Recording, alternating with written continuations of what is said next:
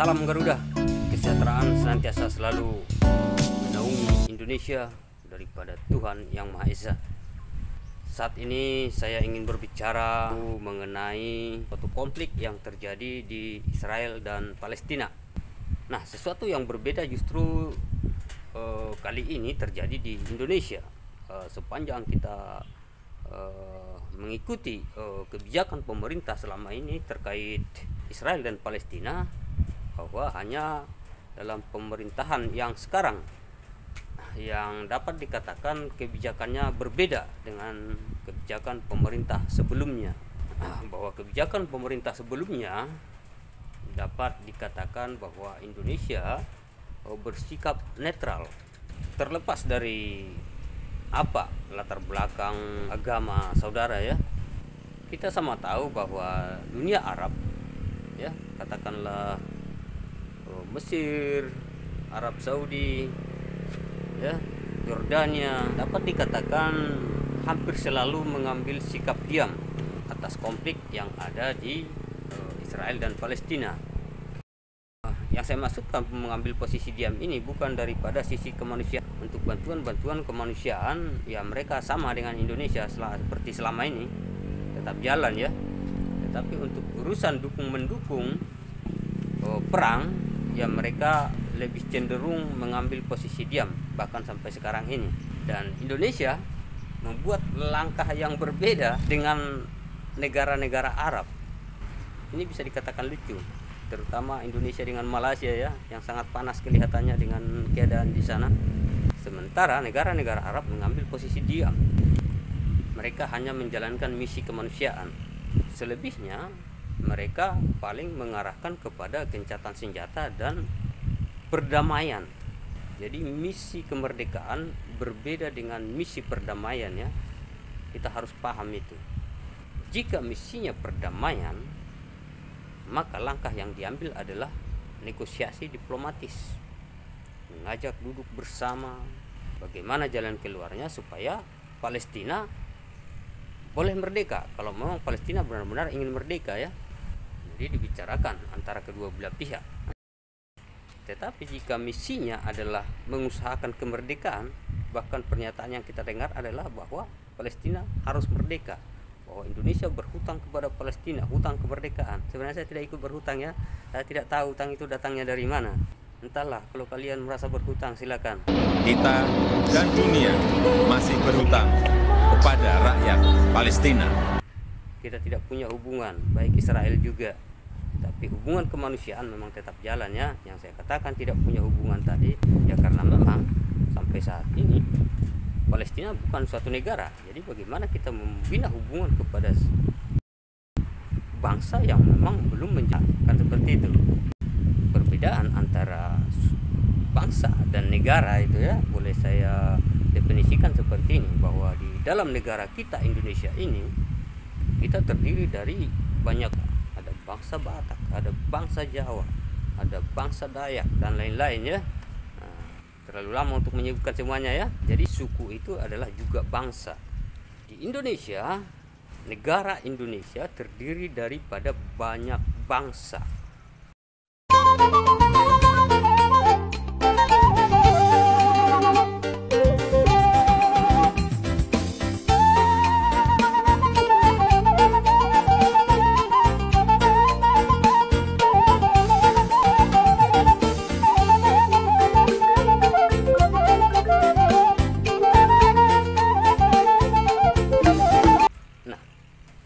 Kenapa pemerintah Indonesia tidak berpikir bahwa negara Israel juga boleh terdiri dari beberapa?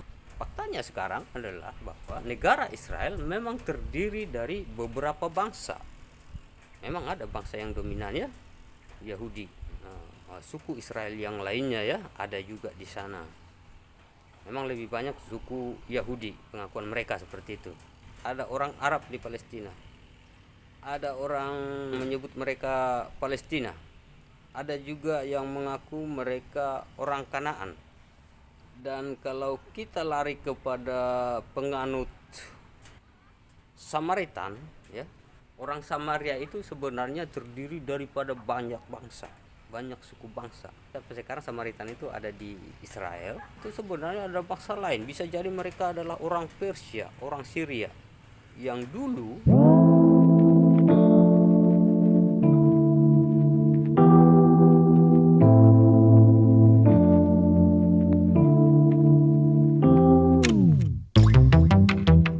jadi bangsa itu dicampur dengan beberapa suku bangsa supaya kesatuan mereka terpecah.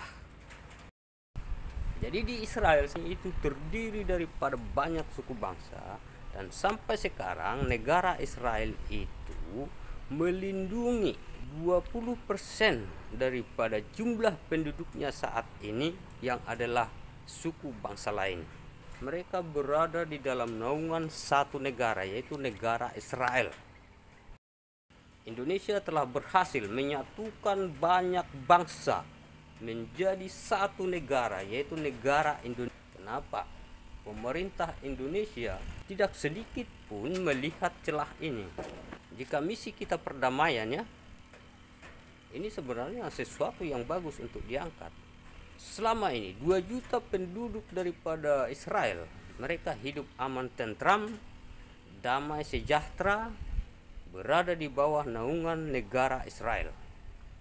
Nah, paling tidak pemerintah Indonesia mencoba menegosiasikan supaya Palestina berada di dalam naungan satu negara, yaitu negara Israel. Dengan perjanjian tentu bisa dibuat, ya, supaya tidak ada perlakuan kelas 2, kelas 1, kelas 3 dan segala macam, ya. Saya kira itu adalah jalan keluar yang terbaik bagi Palestina dan Israel.